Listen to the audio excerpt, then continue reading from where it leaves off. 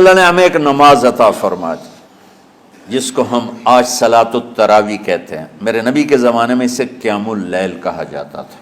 اس لیے حضرت عائشہ رضی اللہ تعالیٰ عنہ کی روایت ہے جس سے 8 رکعت والے حضرات استدلال کرتے ہیں کہ رمضان اور غیر رمضان میں اس کو امام بخاری نے قیام اللیل کا ہی عنوان دیا ہے. آپ نے 11 رکعت سے زیادہ نماز نہیں پڑھی. ایک ضعیف روایت میں ہے کہ آپ نے 3 دن پڑھائی نماز. یہ تو صحیح روایت ہے. کتنی رکعت پڑھائی؟ تو ایک ضعیف روایت میں ہے کہ 20 رکعت پڑھائی. اچھا، ضعیف روایت سے عبادت ثابت نہیں ہو سکتی حکم شرعی.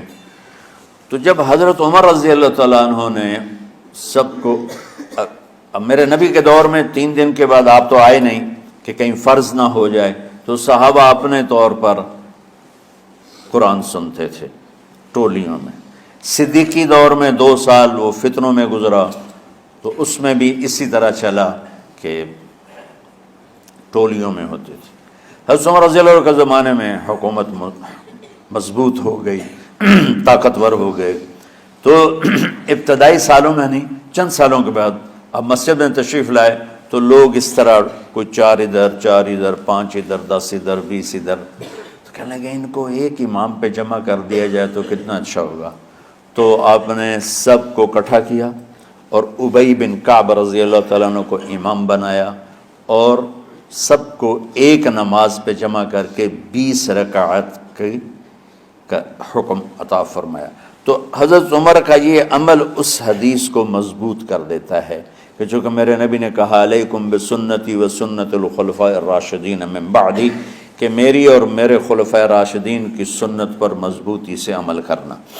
تو حضرت عمر کا جو 20 رکعت طے کرنا ہے، اگر ان کا اپنا اجتہاد ہے تو بھی ہمارے لیے عمل کے لیے کافی ہے، اور اگر ان کو یہ یاد ہے کہ میرے نبی نے 20 پڑھی تھیں تو اور زیادہ اچھی بات ہے. لیکن بہرحال جو 8 پڑھتا ہے ہمارا اس پہ بھی کوئی اعتراض نہیں، چونکہ وہ بھی حدیث کے ساتھ بات کرتا ہے، اور باقی پوری امت 20 پڑھتی ہے ان پر بھی اعتراض نہیں. میں ایک جگہ سے گزر رہا تھا، نماز کا وقت ہو گیا، اہل حدیث کی مسجد تھی، میں وہاں نماز پڑھنے چلا گیا تو ایک بہت بڑا اشتہار لکھا ہوا تھا 20 تراویح ثابت کرنے والے کو 5 لاکھ روپے انعام. کہ 20 تراویح، سینکڑوں سال سے امت کا عمل 20 تراویح آ رہا ہے. تراویح کا نام جو پڑھا مجھے یوں لگتا ہے کہ اہل مکہ، یعنی اہل مکہ جو تھے نا، وہ 4 تراویح پڑھ کے ایک طواف کرتے تھے، تو وہ آرام کے لیے ہوتا، ترویحہ آرام، تھوڑی دیر کا آرام. تو 4 تراویح کے بعد ایک طواف کرتے تھے. وہ چھوٹا سا طواف 10 منٹ میں ختم ہو جاتا تھا، اور پھر 4 تراویح پڑھتے تھے، پھر طواف کرتے تھے، پھر 4 پڑھتے تھے، پھر طواف کرتے تھے. یہ صحابہ کے تھوڑے بعد کے دور کی بات. تو مدینے والوں کو پتہ چلا کہ مکے والے تو یہ کرتے ہیں، وہ کہنے لگے اساں کی کریے. انہوں نے کہا اسی 40 تراویح پڑھیں گے، 40 رکعت. وہ 40 رکعت پڑھتے تھے. تو نوافل میں کوئی سختی نہیں کہ بھائی 8 سے زیادہ نہیں پڑھنی، بدعت ہو جائے گی، اور 20 پڑھنا بدعت ہے. یہ سب جہالت کی بات ہے. اور یہ 8 پڑھ رہے ہیں یہ غلط ہے، یہ بھی حماقت کی بات ہے. جو صحیح حدیث سے دلیل پکڑ کے کوئی عمل کرتا ہو تو بھائیو اس سے بحث نہ کیا کرو، مناظرہ نہ کیا کرو. یہ بہت نادانی والی بات. اور امت کا خلق، لاکھوں کروڑوں انسانوں کا ایک عمل پہ جمع ہونا، یہ بذات خود اس کی طاقت کی ایک دلیل. اور حرمین جب سے میرے رب نے حضرت عمر نے 20 رکعت شروع کی، آج تک وہاں بھی ساری مساجد میں 8 رکعت تراویح ہوتی ہے، لیکن حرمین کی مسجد میں 20 رکعت، ادھر بھی ادھر بھی. اور یہ جو وہ وہاں ختم قرآن پہ دعا نہیں مانگی جاتی، یہ کس کا عمل ہے؟ حضرت عثمان کا. حضرت عثمان نے اپنے دور خلافت میں تراویح پڑھانے والے سے کہا جب قرآن ختم کرو تو دعا کرنا. وہ کہنے لگے جی کیا دعا کروں؟ کہ جو تیرے دل میں آیا کرنا. تو ختم قرآن کی رات تراویح کی آخری رکعت میں من الجنت والناس کے بعد دعا کے لیے ہاتھ اٹھانا، یہ حضرت عثمان رضی اللہ تعالیٰ عنہ نے اس کو زندہ فرمایا۔ اور امام دعا کرتا تھا 1 منٹ 10 منٹ 20 منٹ جتنے بھی، اور پیچھے لوگ آمین کہتے تھے۔ وطر کی جماعت نہیں ہوتی تھی، وطر کو باجماعت حضرت علی رضی اللہ تعالیٰ عنہ نے شروع کی کہ وطر کو بھی باجماعت پڑھا جائے، تو یہ ان کی سنت ہے کہ وطر کو باجماعت پڑھا گیا۔ تو اب یہ لہٰذا یہ سارے سنت جو کام ان خلفۂ راشدین سے ہوا وہ بھی سنت ہے۔ تو اللہ نے ہمیں ایک عبادت دے دی کہ میرا قرآن پڑھو اور سنو۔ پہلی امتوں کو تراویح کیوں نہیں تھی یا قیام اللیل کیوں نہیں تھا؟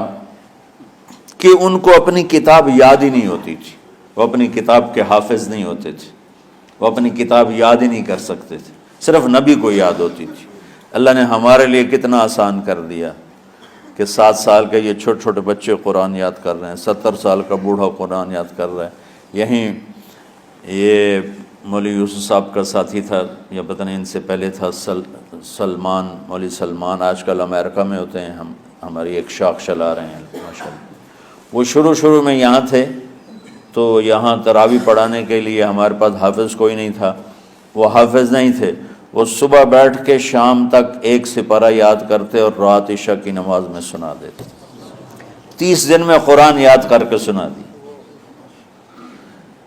مطلب یہ سنی سنائی بات نہیں، ہمارے اسی حسنین، اسی ممبر اور محراب کی بات کہ یہیں اسی مسجد میں انہوں نے صبح سے مغرب تک یاد کرتے تھے اور پھر عشاء میں کھڑے ہو کے سنا دیتے تھے۔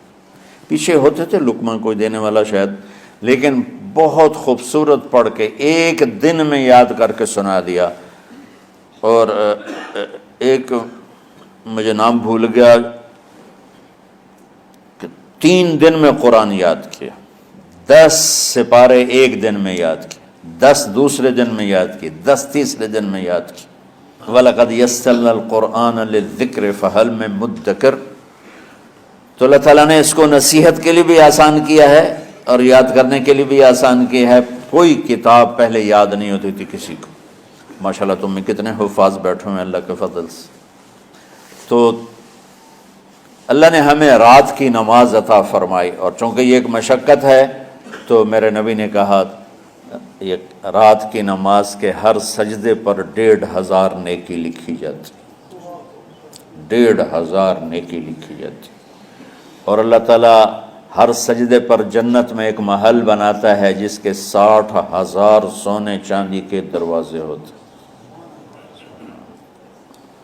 اور ایک درخت اس کے لیے لگاتا ہے جس کے نیچے 100 سال گھوڑا دوڑ سکتا ہے۔ تو رمضان کا اہتمام آپ رجب سے شروع فرما دیتے تھے۔ میرے نبی نے 9 رمضان دیکھے، 9 رمضان اپنی زندگی میں، 9 رمضان۔ 10ویں رمضان سے پہلے آپ اللہ کے پاس تشریف لے گئے۔ آپ کی زندگی میں روزے فرض ہونے سے آپ کی وفات تک 9 رمضان گزرے، اور میں قربان جاؤں اپنے نبی پر، اپنی امت پہ کیسی شفقت تھی۔ آپ سحری کھاتے تھے بالکل آخری وقت، ادھر بلال اذان دے رہا ہے اور ادھر آپ آخری لقمہ کھا رہے ہیں، اور ادھر سورج نیچے ہوا اور آپ کھجور منہ میں۔ ایک آدمی اوپر کھڑا ہوتا تھا مدینے میں تو وہ چھت پہ، گھر کی چھت پہ کھڑا ہوتا تھا، سفر میں ہے تو وہ کسی پہاڑی پہ کھڑا ہوتا تھا۔ جو ہی سورج کا کنارہ نیچے جاتا اب فوراً وہ کہتا یا رسول اللہ قد غربت، تو آپ کھجور منہ میں ڈال لیتے تھے، یا پانی، کبھی پانی سے افطار فرماتے تھے، کبھی کھجور سے افطار فرماتے تھے، کہ میری امت پہ بھوک کا وقت کم سے کم آئے۔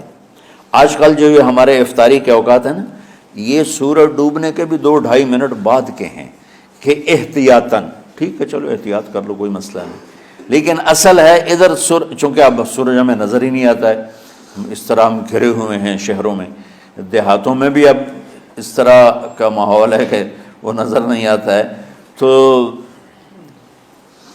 بہتر کہ ادھر سورج غائب ہو، ادھر لقمہ منہ میں جائے، لیکن یہ تب ہے جب آپ نظر آ رہا ہو۔ اب جب آپ یہاں بیٹھے ہو حسنین میں تو یہاں تو کوئی سورہ نظر نہیں آئے گا، یہاں تو مینار ہی نظر آئے گا، تو لہٰذا احتیاط ٹھیک۔ ہمارے اہل حدیث بھائی وہ 2 منٹ پہلے ہم سے افطار کرتے ہیں، تو بڑی اچھی بات ہے کہ سورج کے غروب ہونے کا جو اصل وقت ہے اس کے ساتھ ہی افطار کرنا۔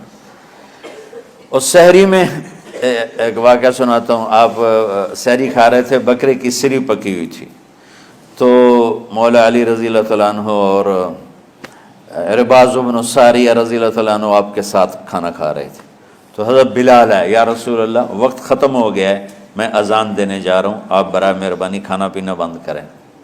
اور یہ کہہ کر چلے گئے۔ چھت، ایک انصاری عورت تھی، اس کے گھر کی چھت پہ چڑھ کے اذان دیتے تھے۔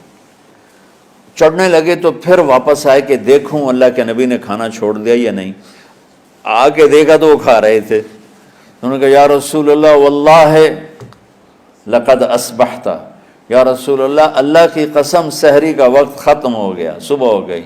تو آپ نے ہاتھ پیچھے کر لیا، کہہ رہے تیرا بھلا ہو بلال، ابھی وقت باقی تھا، تیرے قسم کھانے پر اللہ نے اس کو پہلے نکال دیا کہ تیری قسم کہیں جھوٹی نہ پڑ جائے۔